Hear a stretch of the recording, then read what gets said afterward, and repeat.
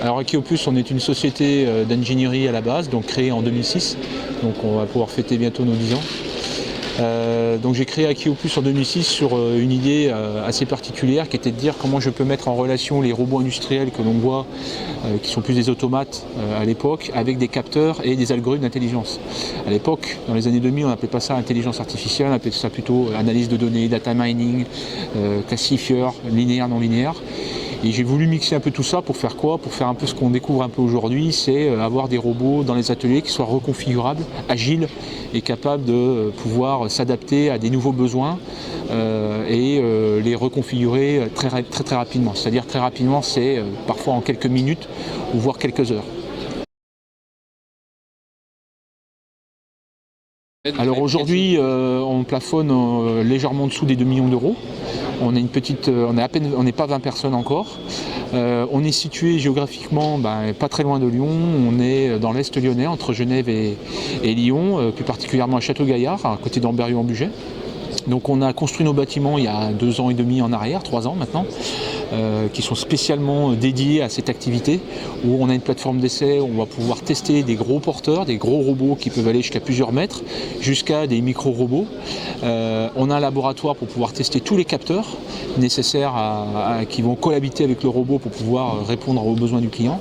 Et ensuite, on a bien sûr, là où on investit énormément, c'est dans la ressource, je dirais, de l'homme, surtout sur l'informatique, le computing et les mathématiques, on va dire algorithmes assez poussés dans ce domaine.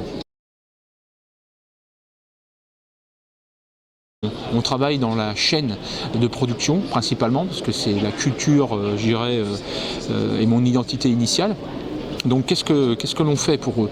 On leur apporte effectivement des robots qui vont être capables de faire de la prise d'objet, par exemple pour pouvoir mettre en carton. Aussi cette prise d'objet peut avoir plusieurs utilités, donc pouvoir faire du contrôle qualité, c'est-à-dire qu'on prend un objet et on regarde s'il est bon ou il n'est pas bon avant de le mettre en carton et de l'expédier chez son client. On va pouvoir leur faire aussi des petits usinages simples, des reprises, des choses de ce genre. Et on peut aussi utiliser des robots, on appelle ça mobiles, donc des petites plateformes mobiles qu'on voit de plus en plus maintenant, pour pouvoir transporter d'un point A à un point B de l'atelier, ou d'un robot A ou d'un robot B, un ensemble de pièces que le robot va pouvoir produire. Alors nous, ce qui est essentiel, c'est qu'on veut absolument que ce soit le robot qui soit au service de l'opérateur.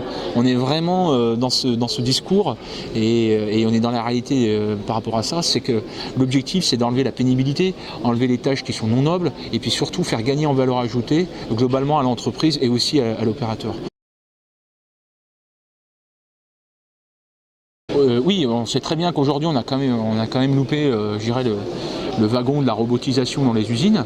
Bon, il ne faut pas baisser les bras, hein. On a quand même effectivement pris, je dirais, on a des résultats qui ne sont pas très bons, mais ils sont surtout liés au fait qu'on a perdu en industrialisation. Ce n'est pas la conséquence du fait qu'on n'a pas réussi à robotiser, c'est que plutôt on a perdu des pans d'industrie en fait. Donc effectivement, toutes les technologies qui auraient pu normalement croître en même temps que l'industrie devrait croître, ça s'est pas fait.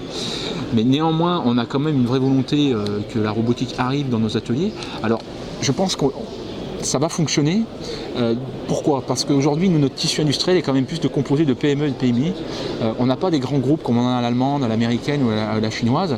Eux, ils peuvent se permettre de faire des grandes lignes de fabrication avec des robots automates, comme on l'a vécu il y a 15-20 ans en arrière. Par contre, la France a plus besoin des robots, on va dire, dits collaboratifs, des cobots, et surtout aussi de cette plateforme d'intelligence artificielle qui peuvent permettre de communiquer facilement avec ces robots. Là, pour le coup, c'est ce qu'on fait chez Akeopus, et c'est ce qu'on essaye de développer.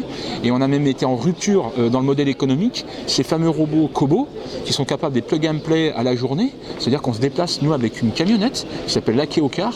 Dedans il y a un kit robotique et en une demi-journée on peut installer et commencer à faire des choses simples dans un atelier client. Ça, c'est une vraie révolution, ça n'existe pas, voire même en Europe.